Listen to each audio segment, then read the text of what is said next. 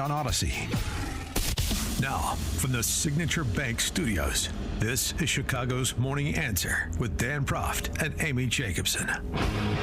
If you're looking for the latest news, insight into what it means, and the sharpest opinion, there's only one station in Chicago where you can turn, and it's this one. We're AM 560, The Answer. Top of the morning, Dan and Amy. Talking about tonight's GOP presidential debate in Milwaukee. And one of the things it seems to me that candidates need to do here is offer some policy area or policy idea that captivates people, that separates them. Because, of course, everybody's going to say more or less the same things about, for example, the Trump indictments, because they've all gone on the record and said more or less the same thing. So we pretty much know. Yeah, Vivek, I mean, maybe with the exception of Chris Christie. Ramaswamy, I'll pardon Trump right away for the crimes that I can pardon him for, which actually Mark Levin argues includes the state-level charges. I disagree with his legal reasoning there, but that's a separate issue. So, like, when it turns to Trump and the need to move on from Trump as the party's leader, if that's the case that's going to be made, and it needs to be made in some form or fashion, otherwise why are they on the stage? Right. What are they going to do? Well, here's one tack that maybe DeSantis would take following in the footsteps of his super PAC, this new hit on Trump that DeSantis affiliated super PAC released. It starts with Trump on rally stages in 2016 as a candidate, then the debate stage directly addressing one Hillary Clinton, and then how his tune changes after he's elected and she isn't, and how upset people like Judicial Watch's Tom Fitton were at the time. The Clintons are criminals. Remember that. They're criminals. I am going to instruct my Attorney General to get a special prosecutor to look into your situation. Honestly, she should be locked up. She has to go to jail. Ending this criminal government corruption is one of the most important reasons you have to go out on November 8th. CNN projects Donald Trump wins the presidency. We begin with breaking news. The president-elect will not pursue any investigations into Hillary Clinton. They're good people. I don't want to hurt them. Quote, I don't want to hurt the Clintons. I really don't. She went through a lot and suffered greatly. He doesn't wish to pursue these charges. If Donald Trump can help her heal, then perhaps that's a good thing. He needs to heal the rule of law, and he needs to forget about healing Hillary Clinton. It would be at odds with the promises to drain the swamp that President-elect Trump made, promises which helped him win office. No, it's okay. No, forget it. That plays great before the election. No, we don't care, right? I was very honored, very, very honored, when I heard that President Bill Clinton and Secretary Hillary Clinton was coming today. And I'd like you to stand up.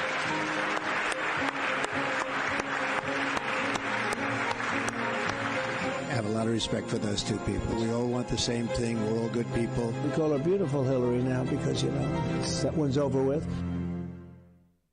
That is an effective ad. I forgot about all that. And remember, President Trump was invited to Chelsea's wedding. They've been friends for a while. It is an effective ad because it presents the opportunity for Ron DeSantis to provide a contrast. He said he was going to do these things. That was part of the value proposition of Trump and draining the swamp. And are there two bigger swamp creatures than the Clintons and that Clinton Foundation money laundering operation they were running? Yeah, Jill and Joe Biden aren't any better. He didn't do it. Now you could say, well, you know, and look what they did to him. In the interest of healing the country, and this was him being the bigger person and so on and so forth. Well, yeah, I get that. And there were a lot of people that essentially said that at the time. And this is, you know, Trump trying to be magnanimous. Actually, not trying to be, Trump being magnanimous. But magnanimity is not the order of the day. There's nothing magnanimous, as Tom Fitton said, in dispensing with the rule of law because you scored a political victory and now it's time to move on. political decision, where you spend political capital, I get it, but right, they had no problem then immediately launching on him and besetting his presidency with 2.5 years of Russian collusion hoax. Yeah, 2 impeachments and now 4 indictments. And look what they did to him. They don't care. And DeSantis, and say, I ran saying, look, we're going to have the rule of law in Florida. And as governor, you have powers in Florida that a lot of other governors don't have to remove prosecutors who decide that they don't want to enforce the law. And I've done just that twice. And so when it comes to saying you're going to enforce the rule of law and then enforcing the rule of law, when it comes to if I have the power, I'm going to use it consistent with the Constitution at the state level, the Constitution at the federal level. I'm going to use it. He could have, he didn't.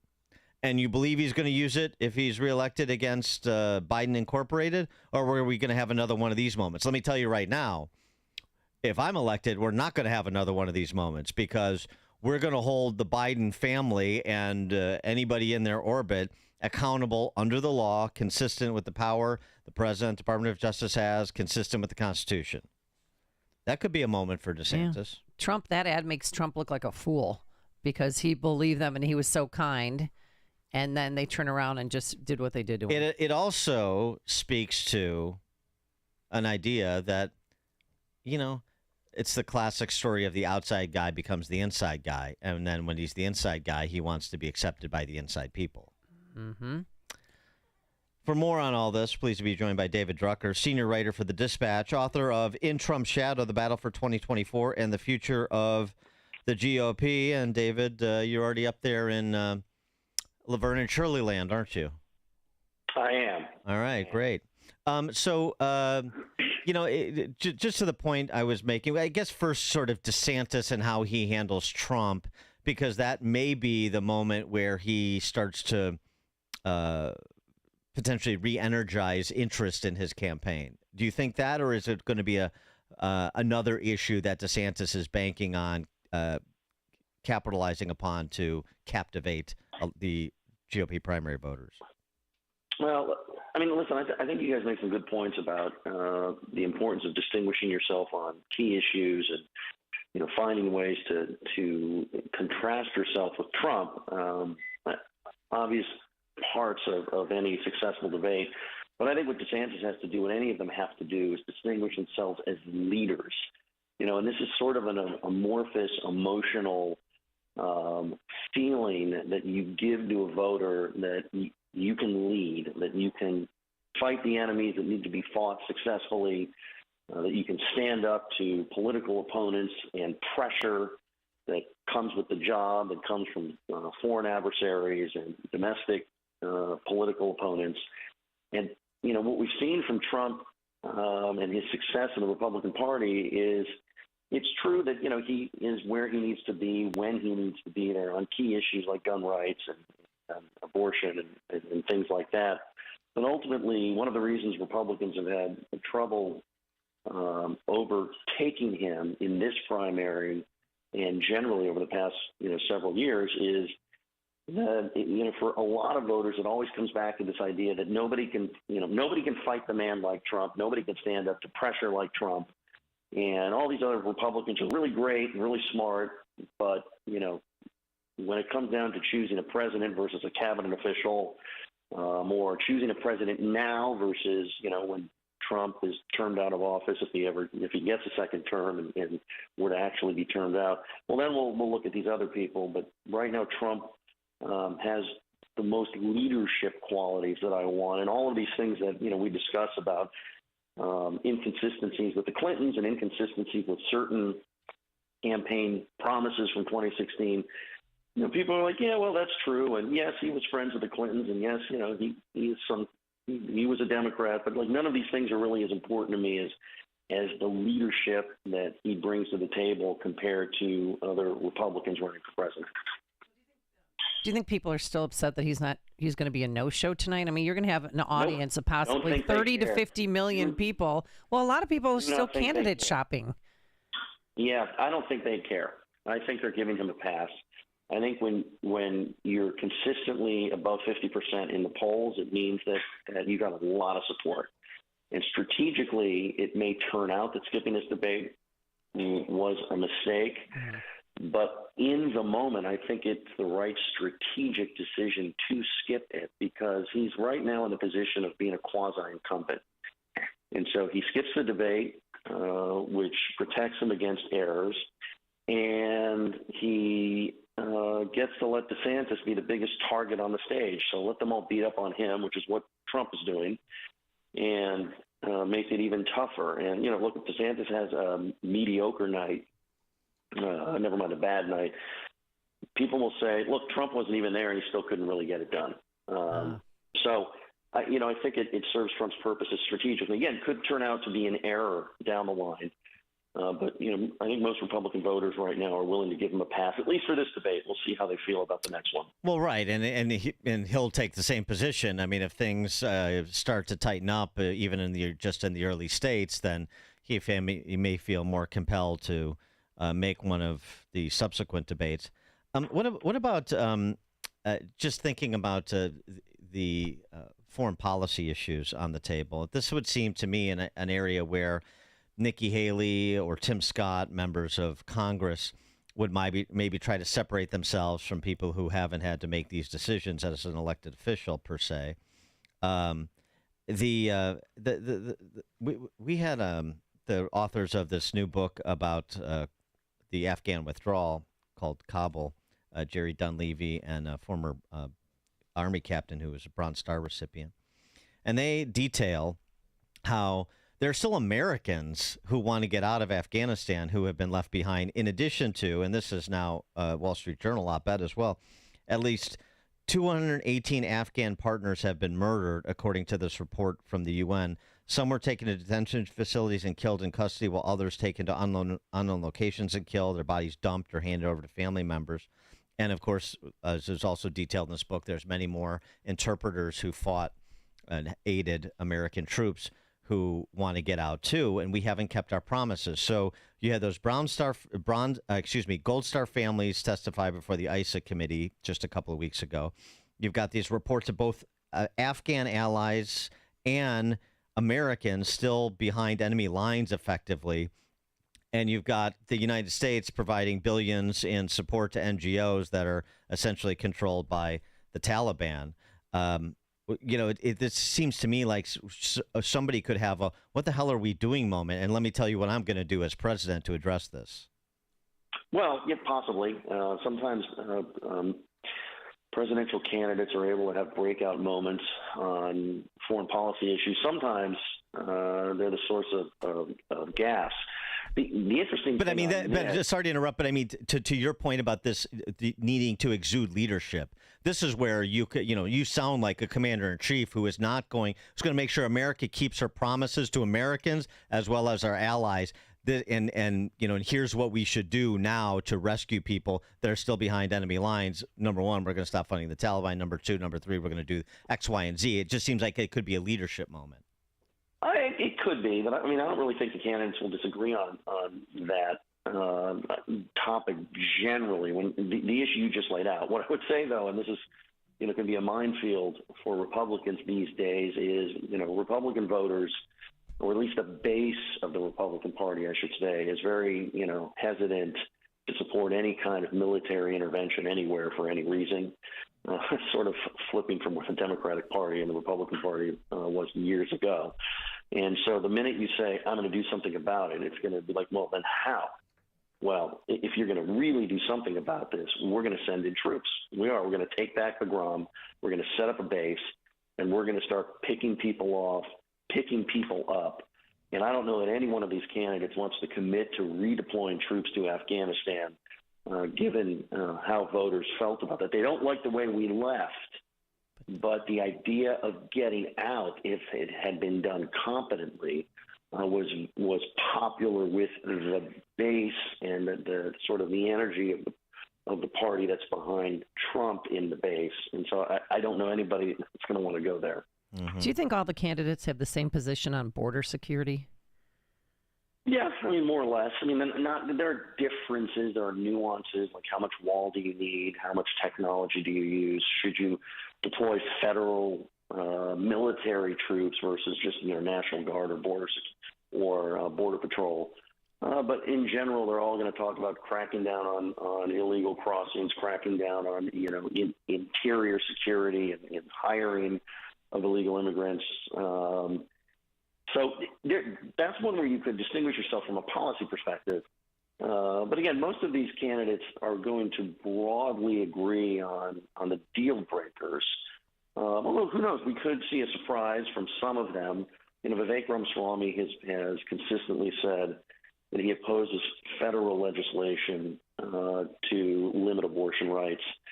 Other candidates say they would sign any abortion rights limitation that could somehow get through Congress, which is going to be almost impossible anyway, but they would sign it if it actually happened. So you might see some differences of opinion on that issue in particular. It seems to me, and border security is a good example. This is an opportunity for DeSantis to say, look, I'm a doer. I don't give speeches on the Senate floor. I'm a doer. So what did I do as governor? I sent migrants to Martha's Vineyard, who wanted to go to Martha's Vineyard, to expose the rank hypocrisy of the left, to expose the ridiculous policies of these sanctuary cities and sanctuary states, such that right now in New York, both Democrats, Eric Adams, the mayor, Governor Hochul, the governor, are getting poor marks from, basically a leftist electorate in New York for their handling of migrants. It's like now we're starting to see the implications of these sentimentalist policies we pursued.